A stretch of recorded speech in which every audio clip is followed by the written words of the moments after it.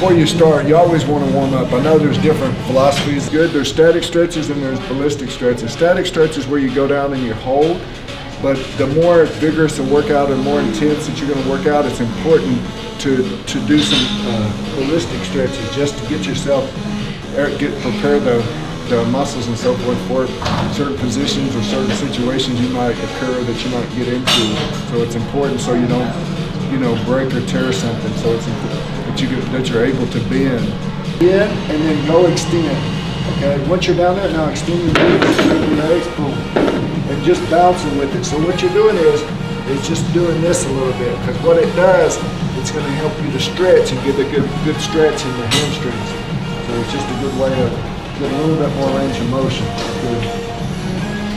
If you've got something to hold here, you're going to grab your ankle and you're going to bring your knee, try to bring your knee next to your other knee. This gets your quads, okay? Pulling back will get your quads, but it gets more of your hip flexors. Your rectus femoris is two joint muscles, so it helps with getting that. But the point of it is this gets your quads, your front of your leg. Okay. And then the next one is your calf. To get your calf muscle, you can lean into something, keep this back leg straight, keep your heel on the floor. Okay, and then you lean as far as you can without the heel coming up off the floor. Okay, and that gets your gastrocnemius, your other muscle. If you want to bend your knee, you have what's called your soleus muscle, and that will get the deeper muscles. So you can do both, straight-legged or bend knee. And then one last little thing I like to do and show clients is just to work on your range of motion. Put your toe, place your toe down, and just do circular motions, one direction and also the other. What that does is get your ankle, your knee, your hip, and it just helps to loosen up the joints and get your mobility and range of motion. I like to always start with what's called passive PNF stretching. It's a routine, stretching routine that I've done with my clients, and it's in my book, The Therapeutic Approach to Fitness. So it's a pre-stretch to help to really get the maximum stretch and really elongate, and it'll help to restore and give you more range of motion, because as you get older, everything starts atrophying, it starts weakening, it starts compressing, and so you end up with kyphosis, you end up with things that are tight, other issues, and which can be a domino effect. On this, you want your client to just be passive the whole time. Just tell them to breathe, relax, tell them, and you do all the work. There's what's called PNF stretching, so at one point I'm gonna ask him to help me with some breathing and then relax techniques. Just getting everything loosened up, the circulation, getting that fascia, getting everything so things are tight and you're not as likely to tear. Now this is where it's PNF stretching. Your body only allows you to go so far, but when you breathe, you're going to inhale, and then on the exhale, relax and breathe at the same time. So this is a self-defense mechanism. So this is where his body naturally says protect, protect.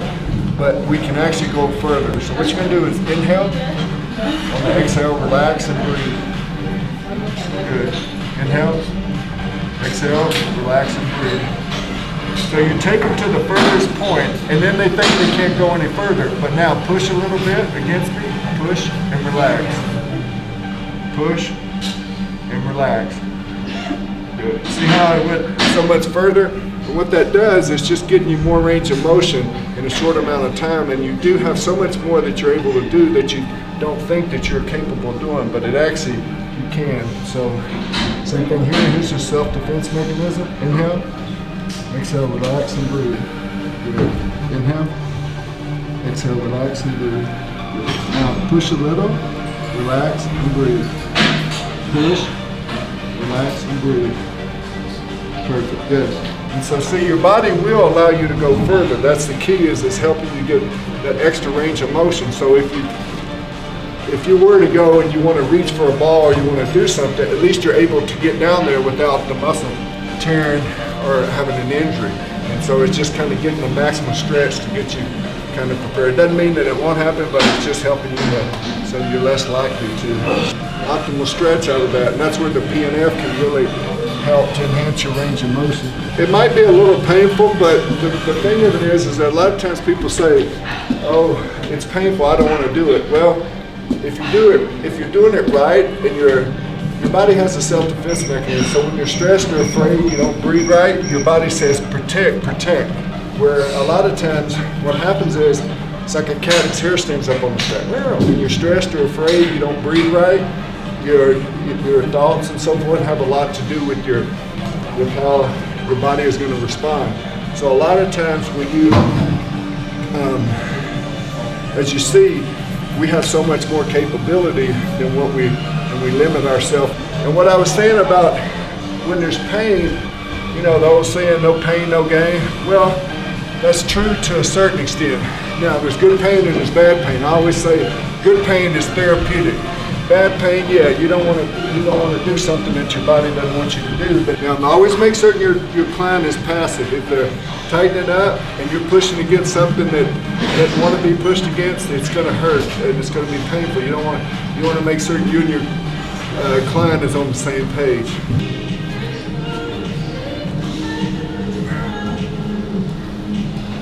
Okay, good. That's a good little pre-stretch, post-stretch. No wasted movement. You have one arm back, cocked, and ready to spring out of the starting block. So you're up in a good position, and as soon as you sprint, stay low the whole time.